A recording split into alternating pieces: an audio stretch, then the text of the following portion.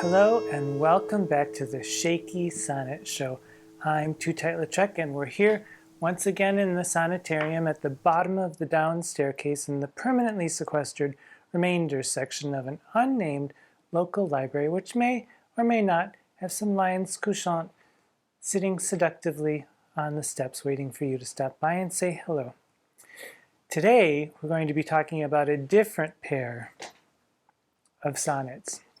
Sonnets 46 and 47, and it's all body-yaddy-yaddy. The place that the body may or may not have in a love relationship. So 46 and 47 addresses the difficulty of even having a body in the first place, and it asks the question, is it lust or is it love?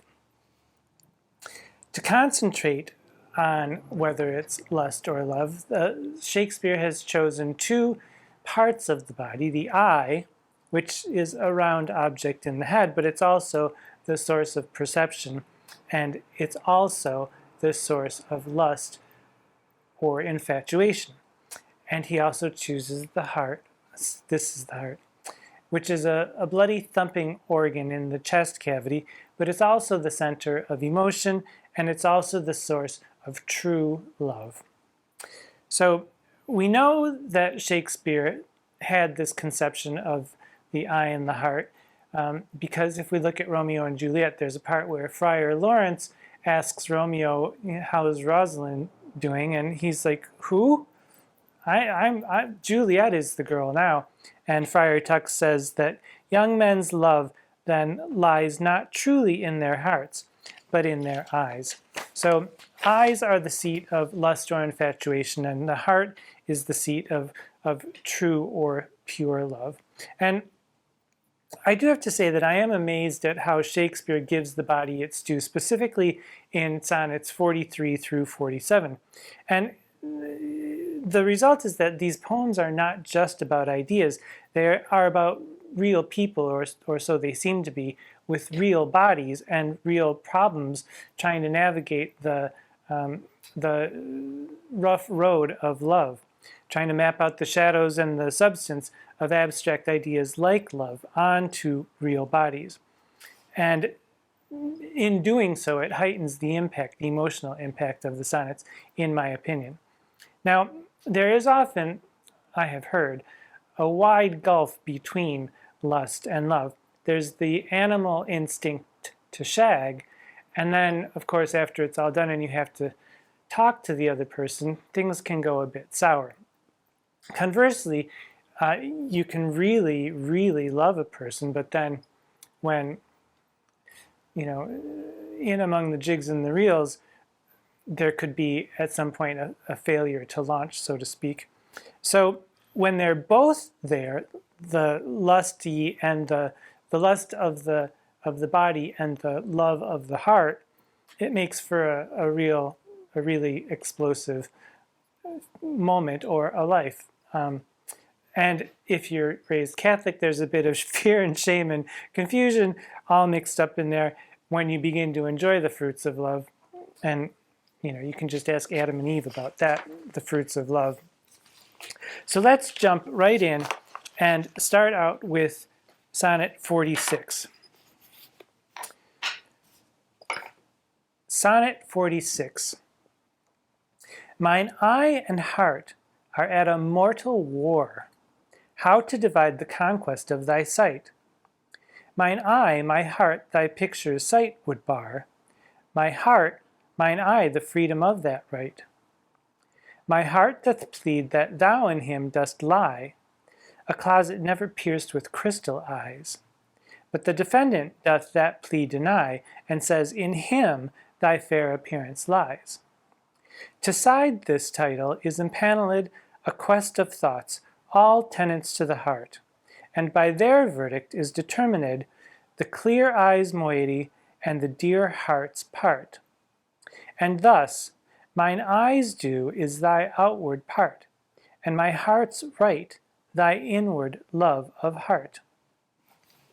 So right off you can hear, without even knowing what it means, there's this playful lightness of the the eyes and the sight and the punctuated with the heart. So there are eyes and hearts going all throughout, and it's a very playful. The eyes and the eyes. The very sound of it is playful and appealing right off the start. And there's the confusion. It's sort of like a hall of mirrors where, are you talking about the eye, or are you talking about the heart? Are you talking about mine or thine? Or it's very fun and very playful, but it can get a bit confusing.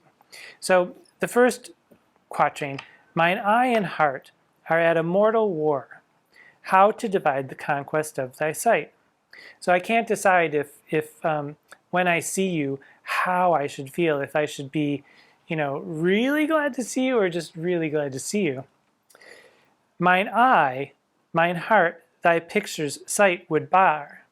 So my eye is telling me one thing, but my heart is telling me another, and the heart is telling the eye to shut up, quell those lusty thoughts, and the eye is saying, well, but here's this person.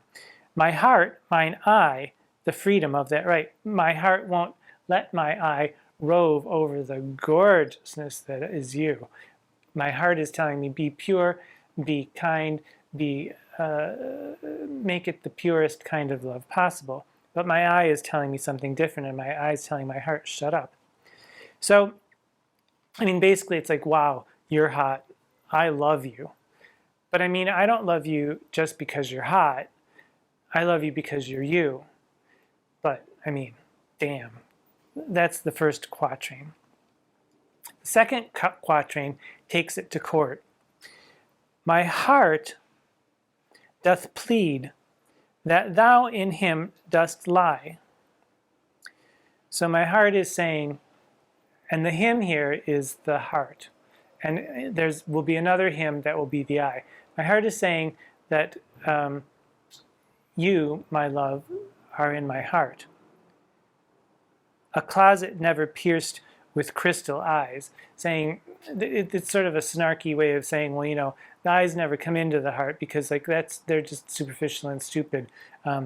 My heart is saying that you live in my heart. But the defendant, the eyes, doth that plea deny and says, in him thy fair appearance lies. So the heart is saying, you lie in my heart. The eye is saying, no, you lie in my eyes. And the heart and the eye are both saying, you're a liar. You lie.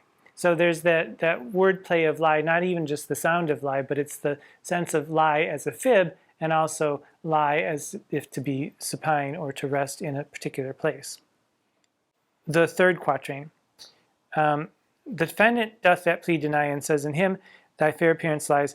To decide this is what it's saying. To decide this title is impaneled a quest of thoughts. So the jury, to decide all of this, I'm calling in a jury, and the jury are my thoughts, basically, which are all tenants to the heart. So my thoughts know my heart.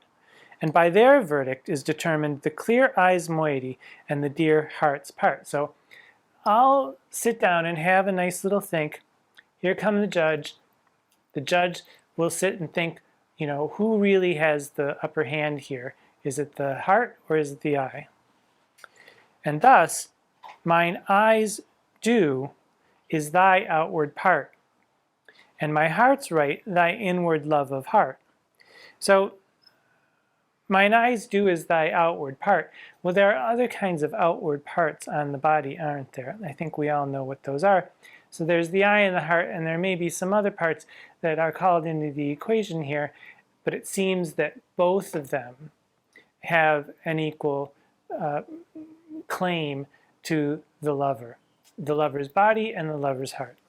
So from 46, there's also the suggestion that the business of the earthly body contrasts with the loftiness of the higher emotions, and that's exactly what we're talking about, whether it's lust or love.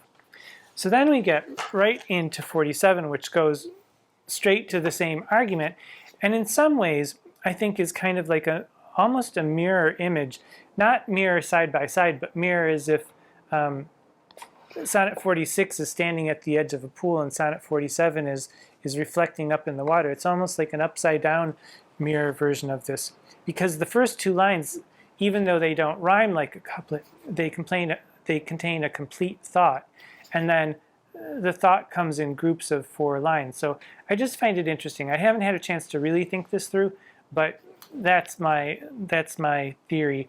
And if anyone agrees with me, please let me know how it works. But I just have this feeling that it's an upside down mirror to 46. 47. Betwixt mine eye and heart a league is took, and each doth good turns now unto the other. When that mine eye is famished for a look, or heart in love with sighs himself doth smother, with my love's picture, then my eye doth feast, and to the painted banquet bids my heart. Another time mine eye is my heart's guest, and in his thoughts of love doth share a part. So, either by thy picture or my love, thyself away are present still with me. For thou not farther than my thoughts canst move, and I am still with them, and they with thee. Or, if they sleep, thy picture in my sight awakes my heart to hearts and eyes delight. And here we have the part again in line 8, which could be a different kind of body part that sticks out from, could be all kinds of body parts. But betwixt mine eye and heart a league is took. And here, a league, at first when I first read it, I thought it was a great distance, but in fact it's an agreement. So just as in Sonnet 46, where they come to an agreement in the couplet, here there's the statement of the agreement in the first 2 lines, which feels like a mirror, upside down mirror image. Betwixt mine eye and heart a league is took, and each doth good turns now unto the other. So there's an agreement. Everybody's happy. Lust and love can coexist. When that mine eye is famished for a look, when I'm dying to have a look at you, or heart in love with sighs himself doth smother. So I'm so in love with you and I'm sighing all the time, and I'm smothering myself with sighs while I'm looking upon you. With my love's picture then my eye doth feast, and to the painted banquet bids my heart.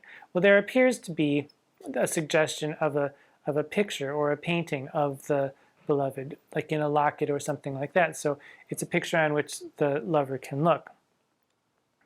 Another time, this is the second quatrain. With my love's picture then my eye doth feast, and to the painted banquet bids my heart. Another time, mine eye. Actually, I'm gonna say that I'm not going to use the quatrains the way they're here. I'm going to say it as if it's a couplet, and I'll call the first quatrain lines 2 through 6, and go from the next 4 lines there. The next 4 lines after the painted banquet.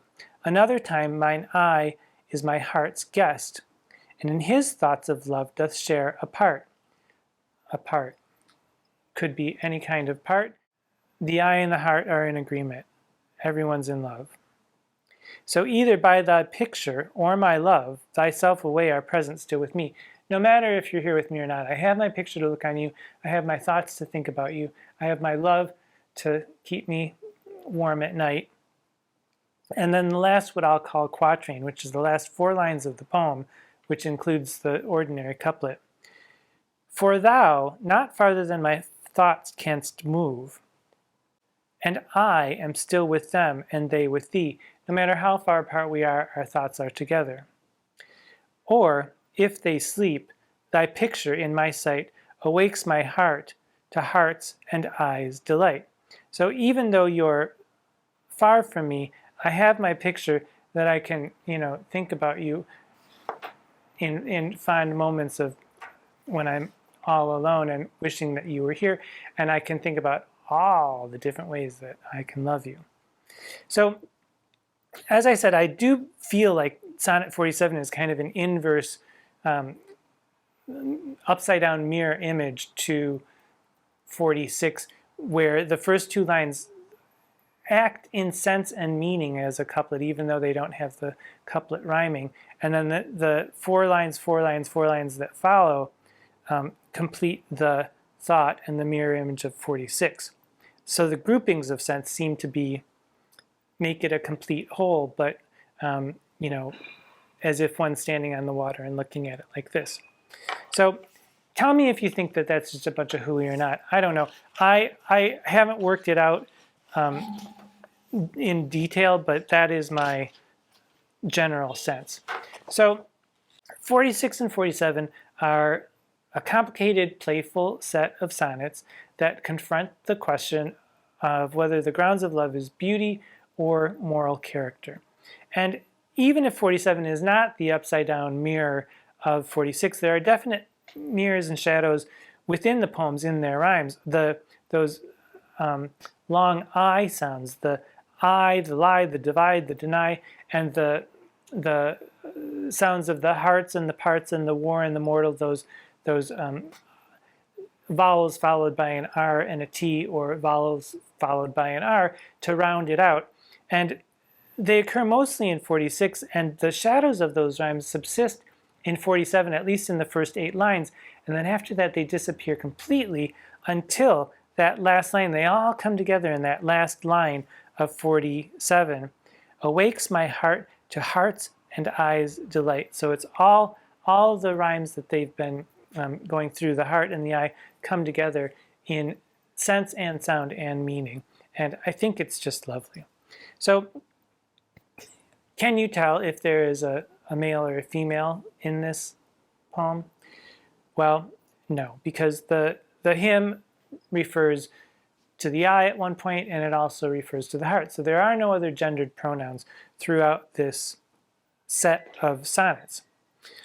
Dramatically, as I said, Romeo and Juliet voices a similar opinion from Friar Lawrence's mouth, but it could fit in, again, any set of lovers who are separated or who send a message to one another, who are in love, and especially young love. There is the titillation of sex, and there's also the deep emotion of, this is the person that I found who I can love for the rest of my life.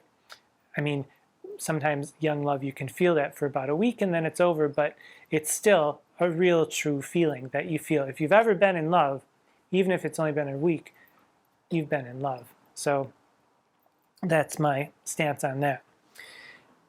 Narrative-wise, if we're thinking about this as one couple, they're still apart in sonnet 46 and 47. Still apart. And at this point, I really am thinking about what it would be like if this were like the Decameron or the Canterbury Tales, where there are sets of couples who are exchanging sonnets or exchanging their stories as they have gone off into isolation for perhaps the plague, which is what the Canterbury Tales was all about. And they could be alternating couples. They could be there could be any number of combinations. And I've said this before, but I would love to see some sort of weird stage production where each sonnet is said out loud to another character on stage. And the whole performance would be sonnet 1 through sonnet 154, and to create some sort of weird narrative vibe that works. And I could see this with many different couples doing this. And if someone has more energy than I do or more money than I do, then feel free to use my idea and just credit the drag laureate of the Sonnetarium, and I'll be happy. Or even still, I'll still be happy being the internationally ignored drag laureate that I am. So if we consider these two sonnets on their own, in their own solitary setting of the set of sonnets, they work wonderfully well. The quandary of the battle between lust and love is an eternal battle that's been going on ever since, well, I guess as far back as the concept of amorous love versus lust has been in recorded history. And I don't know when that is. If anybody does know that, I would love to hear in the comments if there's any kind of reference to the first documented reference of amorous love versus animalistic lust.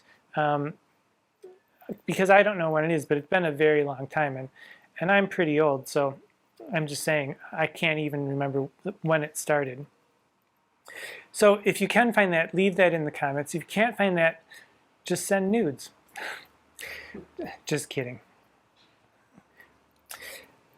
Until then, until I hear from you, or until I have some sort of message from somebody, until we meet again, that whatever senses you have at your disposal, there are wonders in the world just waiting, waiting, waiting, waiting. They're just there. They're there all around. And all you have to do is pay attention to them. And that will be its own reward. Until we meet again, I'm Tootight Lautrec. Mwah.